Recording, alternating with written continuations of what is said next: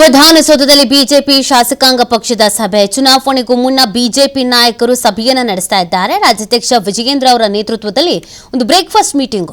ಪಕ್ಷದ ಶಾಸಕರಿಗೆ ಮತ ಚಲಾಯಿಸುವುದ್ರ ಬಗ್ಗೆ ಮಾಹಿತಿಯನ್ನು ನೀಡ್ತಾ ಇದ್ದಾರೆ. ಮತ ಚಲಾಯಿಸುವುದ್ರ ಬಗ್ಗೆ ಡೀಟೇಲ್ಸ್ ಅನ್ನು ಪಡ್ಕೊಳ್ತಾ ಇದ್ದಾರೆ, ನೀಡ್ತಾ ಇದ್ದಾರೆ. ಸೊ ಹೆಂಗ್ ಮತದಾನ ಮಾಡಬೇಕು ಅನ್ನೋದ್ರ ಬಗ್ಗೆ ಕೂಡ ಮಾಹಿತಿ. ಶಾಸಕರಿಗೆ ವಿಪ್ ಜಾರಿ ಮಾಡ್ತಾ ಇರೋದು ಬಿಜೆಪಿ ನಾಯಕರು. ವಿಪ್ ಜಾರಿ ಆದ್ರೆ ಗೊತ್ತಲ್ಲ ನಿಮಗೆ, ಮತ್ತ ಕಡೆ ಈ ಕಡೆ ಎಲ್ಲೂ ಅಡ್ಡ ಮತದಾನ ನಡೀಬಾರ್ದು ಅನ್ನೋದು. ಬಟ್ ವಿಪ್ ಜಾರಿ ಆಗೂ ಕೆಲವರು ಅಡ್ಡ ಮತದಾನ ಮಾಡಿ ನಂತರದ ಪ್ರಕ್ರಿಯೆಗೊಳಗಾಗಿದ್ದನ್ನು ಕೂಡ ನಾವು ಹಿಂದೆ ನೋಡಿದ್ದೀವಿ.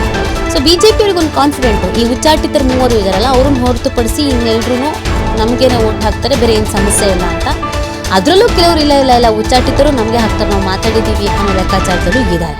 ಸೊ ಬಿಜೆಪಿಯಿಂದ ಯಾವುದೇ ಅಡ್ಡ ಮತದಾನ ಅನ್ನೋದು ಆಗೋದೇ ಇಲ್ಲ ಅನ್ನೋದನ್ನು ಬಿಜೆಪಿಗರು ಹೇಳ್ತಾ ಇರೋದು. ಹಾಗಾಗಿ ನಾವು ಸಿಕ್ಕಾಪಟ್ಟೆ ಆಕ್ಟಿವ್ ಆಗಿದ್ದೀವಿ ಅಂತ ಹೇಳ್ತಾ ಇದ್ದಾರೆ.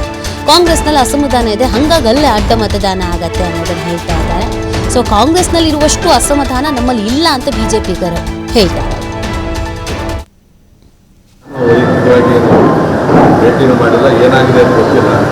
ಆದರೆ ಕಾಂಗ್ರೆಸ್ ಅಲ್ಲಿರುವಷ್ಟು ಅಸಮಾಧಾನ ನಮ್ಮಲ್ಲೇ ನೋಡಿ, ಬೆಳಗಾವಿ ಅವ್ರದ್ದೇ ಸ್ಟೋರಿ ನೋಡ್ತಾ ಇದ್ದೀವಿ.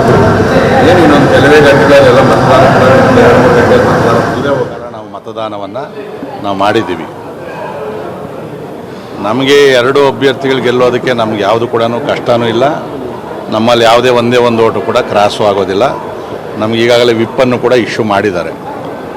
JDS ಅಭ್ಯರ್ಥಿ ಏನಿದೆ ಅವರು ಅಲ್ಲಿ ಬೇರೆ ಕಾಂಗ್ರೆಸ್ ಪಕ್ಷದಲ್ಲಿ ಯಾವ ಥರ ಮಾತಾಡೋರೆ, ಇಂಡಿಪೆಂಡೆಂಟ್ ಜೊತೆಲಿ ಏನು ಮಾತಾಡೋರೆ ಅಂತಕ್ಕಂಥ ಮಾಹಿತಿ ನಮಗಿಲ್ಲ.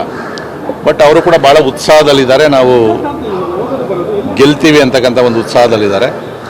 ಸೊ ನಮ್ಮಲ್ಲಿ ಏನು ಹೆಚ್ಚುವರಿ ಮತಗಳಿರ್ಬೋದು, 2ನೇ ಪ್ರಾಶಸ್ತ್ಯ ಮತವನ್ನು ಯಾರಿಗಾಗಬೇಕು ಅನ್ನೋದ್ರ ಬಗ್ಗೆಯೂ ಕೂಡ ನಮ್ಮಲ್ಲಿ ಸೂಚನೆ ಕೊಟ್ಟಾರೆ. ಆ ಪ್ರಕಾರ ಹಾಕಿದ್ವಿ. ಯಾಕಂದರೆ ವೋಟ್ ಹಾಕೋದ್ರಿಂದ ಯಾರಿಗಾಗ್ತೀವಿ ಏನೋ ಅನ್ನೋದು ಕೂಡ ಅದು ನಾವು ಬಹಿರಂಗವಾಗಿ ಹೇಳೋಕ್ಕಾಗೋದಿಲ್ಲ ಅದರಲ್ಲಿ. ಆದರೆ ನಮ್ಮ ವಿಶ್ವಾಸ ಐತೆ 3 ಜನ ಅಭ್ಯರ್ಥಿಗಳು ಗೆಲ್ತೀವಿ. ಅದರಲ್ಲಿ 3ನೇ ಅಭ್ಯರ್ಥಿ ಏನು JDS ಇದೆ, ಆಶ್ಚರ್ಯಕರವಾದ ರೀತಿಯಲ್ಲಿ ಗೆಲ್ತಕ್ಕಂಥ ಎಲ್ಲ ಅವಕಾಶಗಳು ಕೂಡ ಇದೆ. ಇವತ್ತು ಕಾಂಗ್ರೆಸ್ಸಲ್ಲೂ ಕೂಡ ಇವತ್ತು ಕ್ಯಾಬಿನೆಟ್ ವಿಚಾರದಲ್ಲಿರ್ಬೋದು, ಇನ್ನೂ ಸಾಕಷ್ಟು ಮಂತ್ರಿಗಳ ಆಕಾಂಕ್ಷಿ ಇರ್ಬೋದು, ಇವೆಲ್ಲ ಕೂಡ ಗೊಂದಲದ ಗೂಡಾಗಿ ಅಸಮಾಧಾನ ತುಂಬಿ ತುಳುಕ್ತಾ ಇದೆ. ಅದು ಯಾವ ರೀತಿ ತಿರುವು ತಗೋ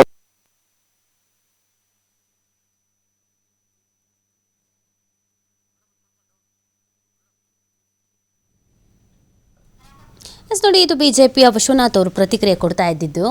ನಮ್ಮಲ್ಲಿ ಏನು ಸಮಸ್ಯೆ ಇಲ್ಲ, ಅಡ್ಡ ಮತದಾನ ಅನ್ನೋದೇ ನಮ್ಮಲ್ಲಿ ಆಗಲ್ಲ. ನಮಗೆ ವಿಪ್ಪು ಜಾರಿ ಆಗಿಬಿಟ್ಟಿದೆ, ಯಾರಿಗೆ ಓಟ್ ಹಾಕಬೇಕು ಏನು ಎತ್ತ ಅನ್ನೋದೆಲ್ಲ ಗೊತ್ತಿದೆ, ನಮಗೆ ಹೇಳಿದ್ದಾರೆ. ಇಬ್ಬರು ಅಭ್ಯರ್ಥಿಗಳಿದ್ದಾರೆ, ನಾವು ಅವ್ರನ್ನ ಆರಾಮ್ಸೆ ಗೆಲ್ಲಿಸ್ಕೊಂಡು ಬರ್ತೀವಿ. ನಮ್ಮಲ್ಲಿ ಯಾವುದೇ ರೀತಿಯಾದಂಥ ಅಸಮಾಧಾನ ಭಿನ್ನಾಭಿಪ್ರಾಯ ಈ ಕಾಂಗ್ರೆಸ್ನಲ್ಲಿ ಇದೆಯಲ್ಲ ಆ ಥರ ನಮ್ಮಲ್ಲೇನಿಲ್ಲ. ಅಡ್ಡ ಮತದಾನ ಅನ್ನೋದು ನಮ್ಮಲ್ಲಿ ಆಗೋದೇ ಇಲ್ಲ ಅಂತ ಅವ್ರು ಹೇಳ್ತಾ ಇರೋದು. ಬಟ್ ಅವರಲ್ಲೂ 3 ಜನ ಇದ್ದಾರೆ ಉಚ್ಚಾಟಿತರು, ಅವ್ರ ಕತೆ ಏನು ಅಂತ ಗೊತ್ತಿಲ್ಲ. ಬಟ್ ಇವ್ರು ತುಂಬ ವಿಶ್ವಾಸದಲ್ಲಿ ಮಾತನಾಡ್ತಾ ಇದ್ದಾರೆ. ಆಮೇಲೆ JDSನ ಒಂದು ಅಭ್ಯರ್ಥಿಯ ಬಗ್ಗೆಯೂ ಕೂಡ ಅವ್ರು ಮಾತಾಡಿದ್ರು, ಕೇಳಿಸ್ಕೊಂಡ್ರಲ್ಲ. ಅಂದರೆ ಕಾಂಗ್ರೆಸ್ನಲ್ಲಿ ಇವ್ರು ಏನು ಮಾತಾಡಿದ್ದಾರೆ ಅನ್ನೋದು ಇಂಪಾರ್ಟೆಂಟು. ಅಂದರೆ ಕಾಂಗ್ರೆಸ್ನಲ್ಲಿರುವಂಥ ಕೆಲವರನ್ನು ಸೆಳೆಯುವಂಥ ಪ್ರಯತ್ನವನ್ನು JDS ಮಾಡಿದೆ ಅನ್ನೋದು ಕಾಂಗ್ರೆಸ್ಗೂ ಗೊತ್ತು.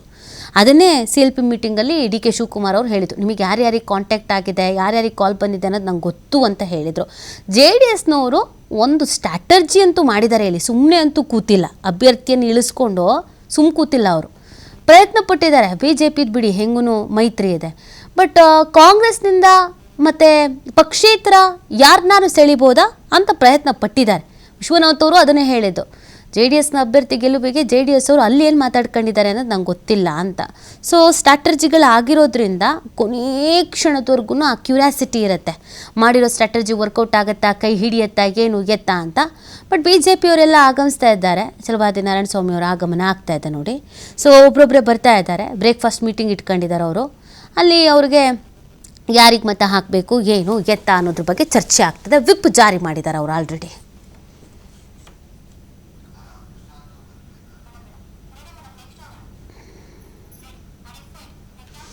ತಡರಾತ್ರಿವರೆಗೂ ಶಾಸಕರ ಜೊತೆಗೆ HD ಕುಮಾರಸ್ವಾಮಿ ಸಭೆ ಮಾಡಿದ್ದಾರೆ. ದೇವನಹಳ್ಳಿ ತಾಲೂಕಿನ ಕೋಡಗುರ್ಕಿ ಬಳಿ ರೆಸಾರ್ಟ್ ಅಲ್ಲಿ ಎಲ್ಲ ವಾಸ್ತವ್ಯ ಹೂಡಿರೋದು.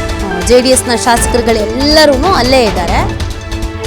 ಅಲ್ಲೂ ಒಂಚೂರು 3-4 ಜನ ಗೈರಾಗಿದ್ದು ಇದೆ. ಆಮೇಲೆ ಒಂದು 3-4 ಜನ ಬಂದು ವಾಪಸ್ ಹೋಗಿದ್ದು ಇದೆ. ಬಟ್ ಇದ್ದವ್ರ ಜೊತೆಗೆಲ್ಲ ತಡರಾತ್ರಿವರೆಗೂ ಮಾತಾಡಿದ್ದಾರೆ ಕುಮಾರಸ್ವಾಮಿ ಅವರು. ಪರಿಷತ್ನ ಚುನಾವಣೆ ಮತದಾನದ ಬಗ್ಗೆ ಮಾಹಿತಿಯನ್ನು ನೀಡಿದ್ದಾರೆ HDK. ಹಿಂಗೆ ನಡೆಯುತ್ತೆ ಏನು ಗೆತ್ತ ಅಂತೆಲ್ಲ. ಇನ್ನೇನು ಕೆಲವೇ ಕ್ಷಣಗಳಲ್ಲಿ ರೆಸಾರ್ಟ್ನಿಂದ ಅವರು ಕೂಡ ಹೊರಡಲಿದ್ದಾರೆ. JDSನ ಶಾಸಕರುಗಳು ಕೂಡ ರೆಸಾರ್ಟ್ನಿಂದ ನೇರವಾಗಿ ವಿಧಾನಸೌಧಕ್ಕೆ ಆಗಮಿಸಿ ಮತದಾನವನ್ನು ಮಾಡಲಿದ್ದಾರೆ ಅನ್ನೋದು ಗೊತ್ತಾಗಿದೆ. ರೆಸಾರ್ಟ್ನಿಂದ ನೇರವಾಗಿ ವಿಧಾನಸೌಧಕ್ಕೆ ಆಗಮಿಸಲಿದ್ದಾರೆ. ದೇವನಹಳ್ಳಿ ರೆಸಾರ್ಟ್ನಿಂದ JDSನ ಶಾಸಕರುಗಳು ಕೂಡ ಆಗಮಿಸಲಿದ್ದಾರೆ. ದೇವನಹಳ್ಳಿ ರೆಸಾರ್ಟ್ನಲ್ಲಿ ಸ್ಟೇ ಆಗಿದ್ರು. ಅಲ್ಲಿ ತಡರಾತ್ರಿ ಎಲ್ಲ ಮೀಟಿಂಗ್ ಮಾಡಿದ್ದಾರೆ. ಈ ಚುನಾವಣೆಯನ್ನು ಹೇಗೆ ಗೆಲ್ಲಬೇಕು, ಏನು ಸ್ಟ್ರಾಟರ್ಜಿ ಮಾಡಿದ್ದೀವಿ, ಏನು ಎತ್ತ ಎಲ್ಲ ಕೂಡ ಇದೀಗ ಅವರು ಕೂಡ ಹೊರಡೋದಕ್ಕೆ ರೆಡಿ ಆಗಿದ್ದಾರೆ. ಇನ್ನೇನು ಕೆಲವೇ ಹೊತ್ತಿನಲ್ಲಿ ಅವರು ಬಂದು ರೀಚ್ ಆಗ್ತಾರೆ. JDSನಲ್ಲೂ ಅಡ್ಡ ಮತದಾನದ ಭಯ ಇದೆ. ಅಲ್ಲೂ ಒಂಚೂರು ಅಸಮಾಧಾನಿತರಿದ್ದಾರೆ, ಪಕ್ಷದಿಂದ ಅಂತರ ಕಾಯ್ದುಕೊಳ್ತಾ ಇರೋರು ಇದ್ದಾರೆ. ಸೊ ಹಾಗಾಗಿ ಅವ್ರಿಗೂ ಒಂದು ಭಯ ಇದೆ, ಅಡ್ಡ ಮತದಾನ ಆಗಬಹುದಾದ ಸಾಧ್ಯತೆಗಳಿದೆ ಅಂತ. ಸಂಖ್ಯಾಬಲ ಇಲ್ಲದೇ ಇದ್ರೂ ಅಭ್ಯರ್ಥಿ ನಿಲ್ಲಿಸ್ಕೊಂಡಿದ್ದಾರೆ. ಯಾವುದೋ ಒಂದು ಹೋಪ್ಸ್, ಸ್ಟ್ರಾಟರ್ಜಿ ಮಾಡ್ತೀವಿ ಗೆಲ್ತೀವಿ ಅಂತ.